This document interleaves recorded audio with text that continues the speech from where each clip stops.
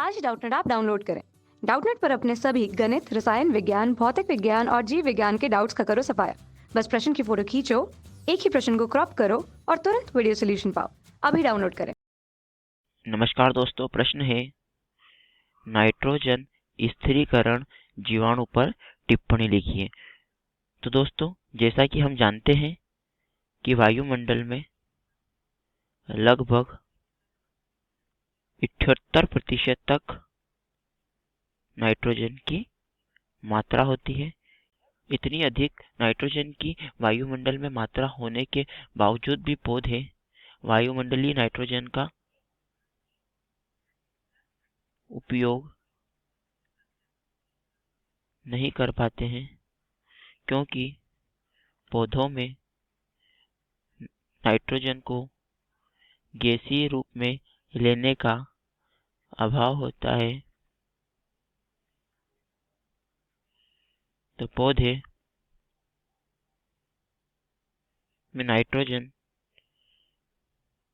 को गैसीय रूप में नहीं ग्रहण न करते हुए पौधे नाइट्रोजन को नाइट्राइट या नाइट्रेट के रूप में ग्रहण करते हैं। तो दोस्तों, पौधे क्या होते हैं? वायुमंडलीय नाइट्रोजन का ग्रहण नहीं कर सकते। पौधों में वायुमंडलीय नाइट्रोजन यानी कि नाइट्रोजन को गैसीय रूप में लेने का अभाव होता है। तो पौधे नाइट्रोजन को नाइट्रेट या नाइट्राइट के रूप में ग्रहण करते हैं।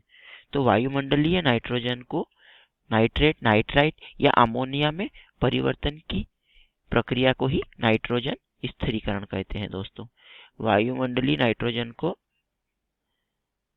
नाइट्राइट में परिवर्तन की प्रक्रिया को ही नाइट्रोजन स्थिरीकरण कहते हैं। दोस्तों, तो नाइट्रोजन स्थिरीकरण मुख्यतः दो प्रकार से होता है।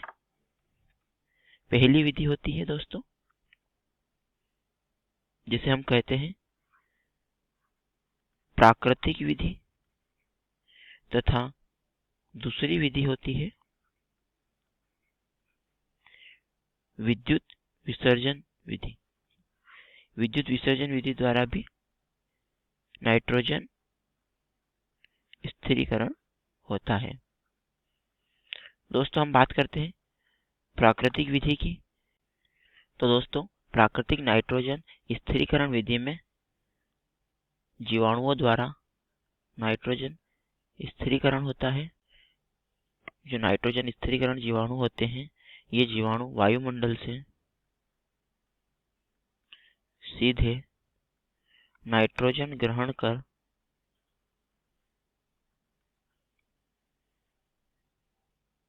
उसे नाइट्राइट में परिवर्तित करते हैं, जो मिट्टी में चला जाता है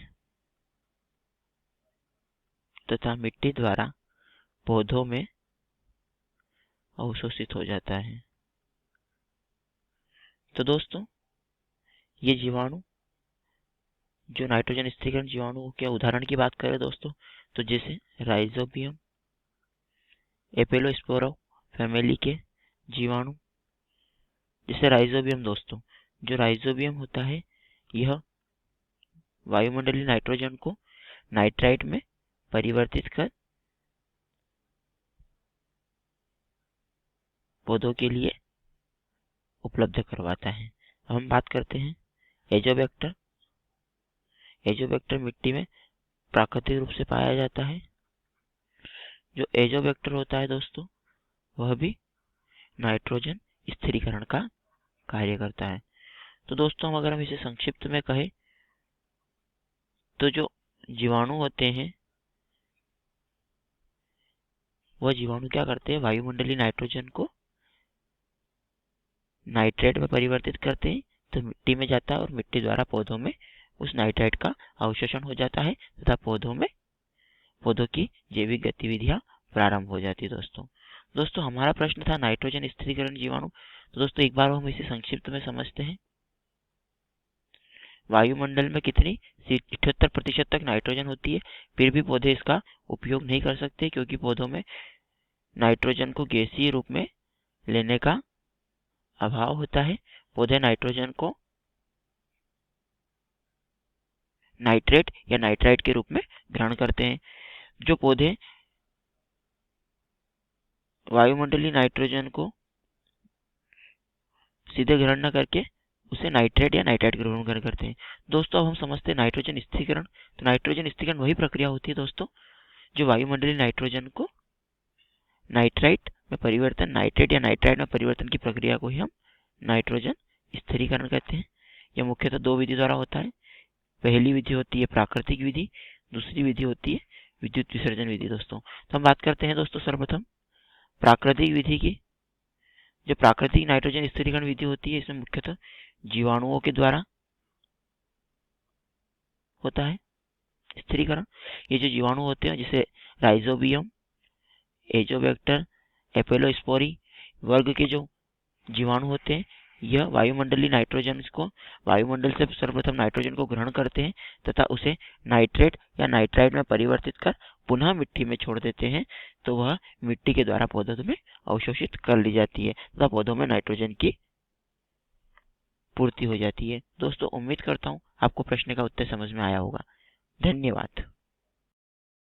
कक्षा 6वीं से 12वीं से लेकर नीट, IIT, JEE वो एडवांस के लेवल तक 1 करोड़ से ज्यादा छात्रों का भरोसा। आज ही डाउनलोड करें डाउटनेट ऐप या व्हाट्सएप करें अपने सारे डाउट्स 8400 400 400 पर।